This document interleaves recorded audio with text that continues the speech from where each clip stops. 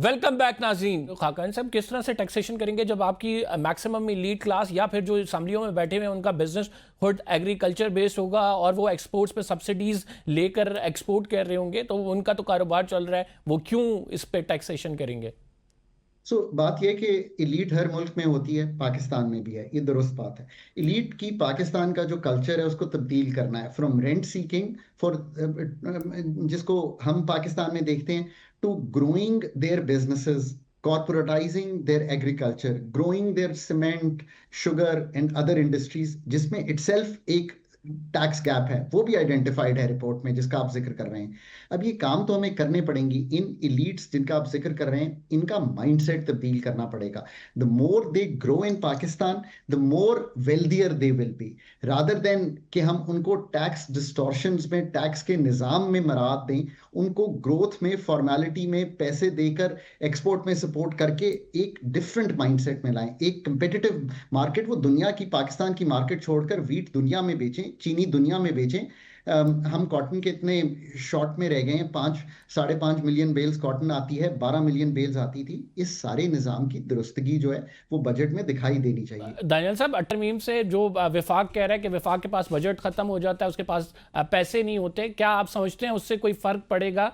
और फिर जो एनएफसी अवार्ड पे बात हो रही है, डू यू थिंक सो कि पीपल्स पार्टी भी किसी ना किसी तरह इस पर मान जाएगी? तो आप मुझे बताएं को मरकजी हुकूमत को किसने कहा था कि जाके इतने भरमार कर्जों की लगा दें? और ये सारी हुकूमतों इसकी मुजरिम है। पीपल्स पार्टी की 2008 के बाद, नून लीग की 2013 के बाद और इमरान खान साहब 2018 के बाद इन्होंने हदें मुका दी है। अब कोई कर्जा देने के लिए तैयार नहीं है पाकिस्तान को। तो सारे पैसे इनका जो बेशतर बजट है वो तो जा रहा है सूद की अदायगी में। तो अगर आप इनको और दे दें या और कर्जा ले लेंगे, इनको तो नहीं परवाह। अभी टाइम है कि इनको सीधा करें। इस वक्त ये तकरीबन एक 1.3 ट्रिलियन रुपीस सूबों को खर्चने नहीं दे रहे ताकि वो मरकज का अकाउंट में बराबर हो जाए। इसका मतलब है कि अभी से ही वो 1.3 ट्रिलियन खसारे में है। और इस साल सिर्फ ये 2 साल जो गुजरे नून लीग के, इन्होंने 14 ट्रिलियन का नया कर्जा लिया। तो ये रुकने का नाम नहीं, 1 रुपया नहीं इन्होंने कहीं बचाया। जो ये कहते हैं ना हम भी पत्थर बांटेंगे और अब सालों के लिए बराबरी होगी, ये कौन सा पत्थर बना? 1 रुपया बता दे किसी महकमे से बचाया उन्होंने? ये खर्चते चले जा रहे हैं। और जो हमारे जख्मों में मजीद ये नमक जो छिड़क रहे हैं। एक तरफ बेचारे गरीब का पेट्रोल बढ़ाते जा रहे हैं, एक तरफ 11 अरब के नए जहाज लिए जा रहे हैं, एक तरफ जो है शीशे की ट्रेनें चलाई जा रही हैं। 38 करोड़ का पिछली ईद को लाहौर में सिर्फ अर्के गुलाब का छलका हुआ है। ठीक, कौन सा मोगलिया दूर है भैया? दौर है इसका, दिमाग इनका तवाज़ुन ठीक है? ठीक, लोगों का हाल पता है इनको? बहुत बहुत शुक्रिया आप दोनों मोअज़्ज़िज़ मेहमान ग्रामी का। बात करेंगे अनमोल पिंकी केस में। छठा मुकदमा भी इसमें सामने आ गया है। अनमोल पिंकी के वकील असदुल्ला खान जदून जो है हमारे साथ मौजूद हैं। बहुत शुक्रिया असद साहब हमें प्रोग्राम में ज्वाइन करने के लिए। ये जो छठा मुकदमा आया है इसके हवाले से आपके पास क्या तफसीलात हैं? एक के बाद एक मुकदमा मंजर आम पर आ रहा है। हाँ बिल्कुल, ये मुकदमे तो आ रहे जा रहे हैं। तकरीबन पहले दिन 4 थे, कल तकरीबन 10 से 11-12 मुकदमे हो गए और कराची के हुए। और कुछ सुना है कि लाहौर में भी इन्होंने मुकदमे किए हुए हैं।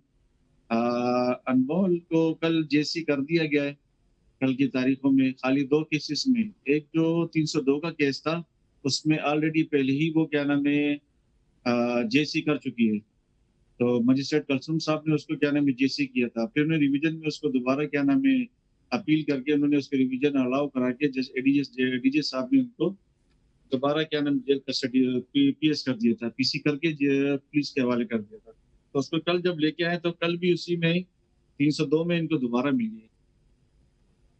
अभी अभी राइट नाउ जो कल इल्जामात उनकी जानिब से लगाए गए हैं कि क्या उन पे वाकई प्रेशर डाल के बयानात लिए जा रहे हैं, क्या अपडेट है इस हवाले से?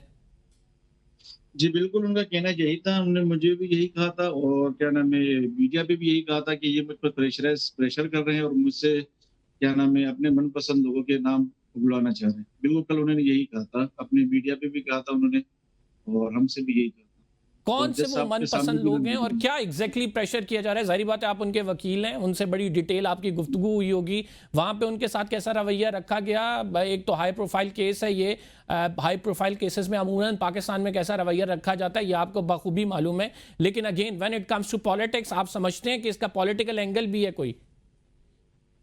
मैं पॉलिटिकल एंगल से कुछ बात तो नहीं कह सकता, ना मैं सवाल कह सकता हूँ किसके नाम थे, क्या थे, किस तरह थे। कल बस हमारी कोर्ट में एक शॉर्ट क्या नाम है मुलाकात हुई थी, जिसके ये भी लोग खड़े थे, जज साहबान के सामने हमारी मुलाकात हुई, रिमांड के लिए उन्होंने पेश किया था। तो तकरीबन तमाम केसेस में जज साहबान ने उनको जेसी कर दिया था।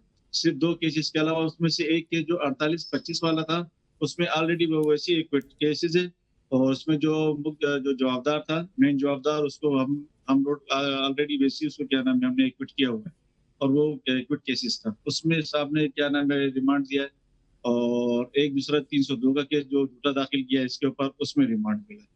ये किस तरह से मुमकिन हो गया? 2020 में इन पर केसेस बने हुए थे, उन केसेस में कोई तफ्तीश नहीं हुई, फिर इनकी तफ्तीश का जो मुकदमा था वो पेंडिंग में पड़ा रहा, उसके बाद फिर जो है दोबारा से एक इंक्वायरी खुली। तो आपने केस स्टडी किया होगा, ये कैसे मुमकिन हो गया? क्या इसमें बड़े लोग मुलव्विस थे इस सारे मामले में?